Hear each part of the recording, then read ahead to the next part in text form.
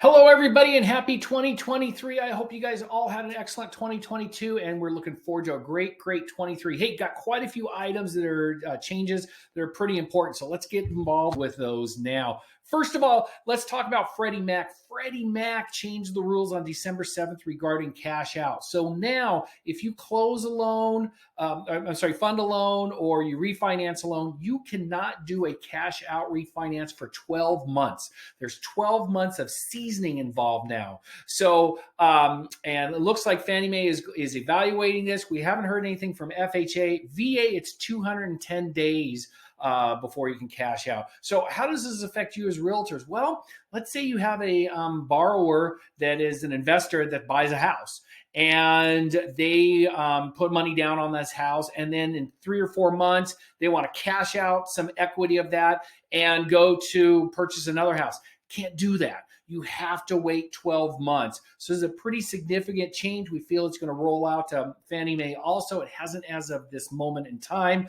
and we feel that FHA is looking at it too. So this is a pretty significant change to cashing out refinancing. Credit reports. If you haven't heard, credit reports went through the roof. Fortunately, our credit vendor did not go up too high, but basically this is a cash grab from Equifax, Experian, and TransUnion. We have seen credit reports double, triple, even quadruple. Ours went from about $37 to $62. It's not a huge amount, but we have heard lenders going from a low amount to $120, $160, all the way up to $265. So how does this really affect you as a realtor? Well, it prevents the borrower from shopping around and getting a better deal. So if a borrower goes to one lender and they charge them up front, and more lenders are charging up front $100 to pull a credit report, that borrower is not likely to go to another lender who's going to charge them $100 to pull another credit report, and then another lender to charge them another $100 to pull a credit report. First Choice Mortgage has never charged upfront for credit reports. We never have, and we are not. If the loan doesn't close, we eat it. That's how good business people work. But we are definitely seeing this being a challenge in the near future. Again, we always encourage people to shop their mortgages around, and as good realtors, have them shop me around. We won't charge them up front for that credit report. Farm and ranch loans, pretty excited about this. We have picked up a lender that'll do farm and ranch loans. So let's talk about hobby farms first. So hobby farms is either anything from about an acre, more like 5, all the way up to 160 acres.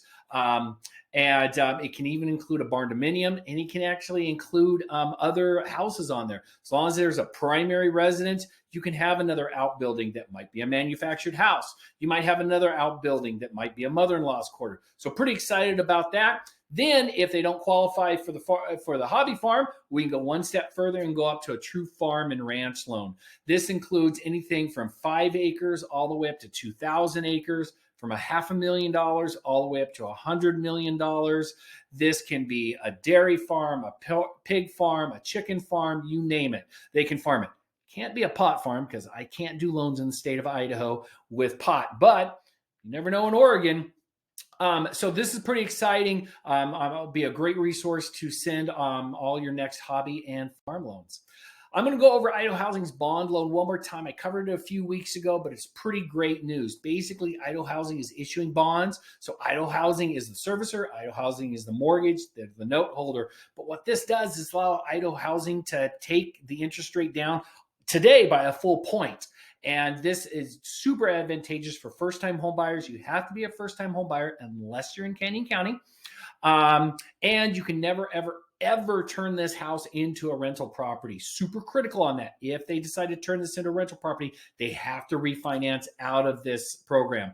The other nice thing is all the down payment and closing cost assistance is available. So technically you can get into an FHA loan at a super low rate with down payment assistance and make some very, very happy home buyers.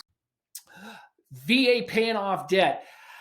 This has been around for quite a while, but we wanted to talk about it a little bit more because I had some questions about it. A seller can pay off a VA buyer's debt. This includes credit cards, car loans, student loans, collections. Basically up to 4% of the seller's credit can go to pay off the veteran's debt. So how does this benefit you as a realtor?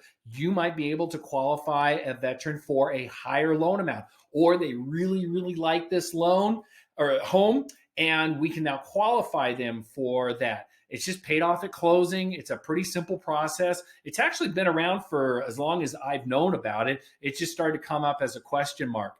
So basically, a veteran can get in with zero down. They can have the seller pay the closing costs. They can have the sellers pay for their debt. And you get more happy clients. Hey, with that, thank you very much. I appreciate all your guys' business in 2022, and I will appreciate all your business in 2023. And as always, if you ever have questions on any files, whether they're mine or not, please don't hesitate to use me as a resource. Thank you. Make it a great day.